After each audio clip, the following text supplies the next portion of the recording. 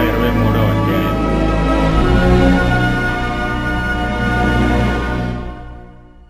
చుట్టూనున్న వారి శత్రువులలో ఎవరునూ వారి మీదకి రాకుండా యెహోవా ఇశ్రాయేలీలకు నెమ్మది కలుగచేసిన మీదట అనేక దినములైన తరువాత యెహోషువ బహు సంవత్సరములు గల వృద్ధుడాయెను.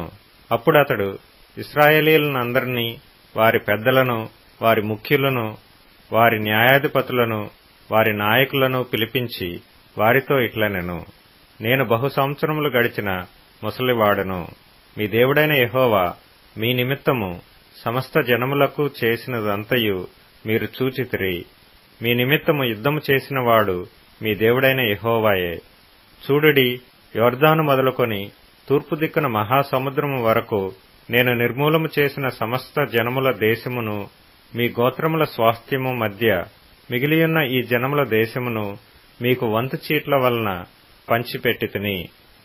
మీ దేవుడైన యెహోవాయే వారిని మీ ఎదుట నిలవకుండా వెళ్లగొట్టిన తరువాత మీ దేవుడైన యెహోవా మీతో సెలవిచ్చినట్లు మీరు వారి దేశమును స్వాధీనపరచుకొందురు.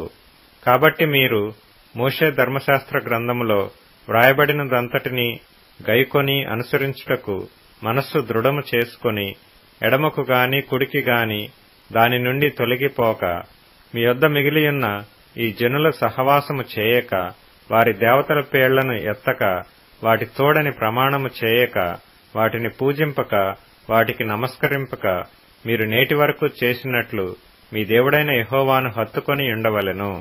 యెహోవా బలము గల గొప్ప జనములను మీ ఎదుట నుండి కొట్టివేసి ఉన్నాడు.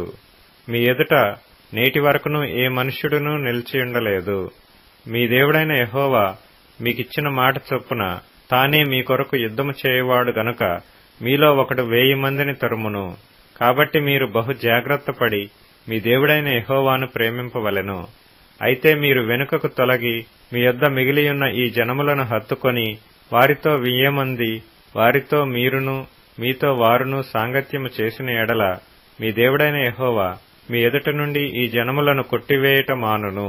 మీ దేవుడైన యెహోవా మీకిచ్చిన ఈ మంచి దేశములో ఉండకుండా మీరు నశించు వరకు వారు మీకు ఉరిగాను, బోనుగాను, మీ ప్రక్కల మీద కొరడాలుగాను, మీ కన్నులలో ముళ్లుగాను ఉందురు.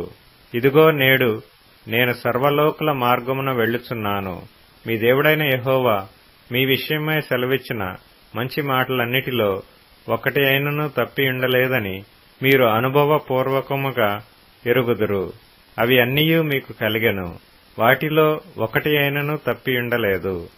అయితే మీ దేవుడైన యెహోవా మీతో చెప్పిన మేలంతయు మీకు కలిగిన ప్రకారము మీ దేవుడైన యెహోవా మీకిచ్చిన ఈ మంచి దేశములో ఉండకుండా ఆయన మేము నశింపజేయు వరకు యెహోవా మీ మీదికి కీడంతయు రాజేయను. మీరు మీ దేవుడైన యెహోవా మీకు నియమించిన ఆయన నిబంధనను మీరి ఇతర దేవతలను పూజించి వాటికి నమస్కరించిన ఎడల యెహోవా కోపము మీ మీద మండును. గనుక ఆయన మీకిచ్చిన ఈ మంచి దేశములో నుండకుండా మీరు శీఘ్రముగా నశించిపోవుదురు.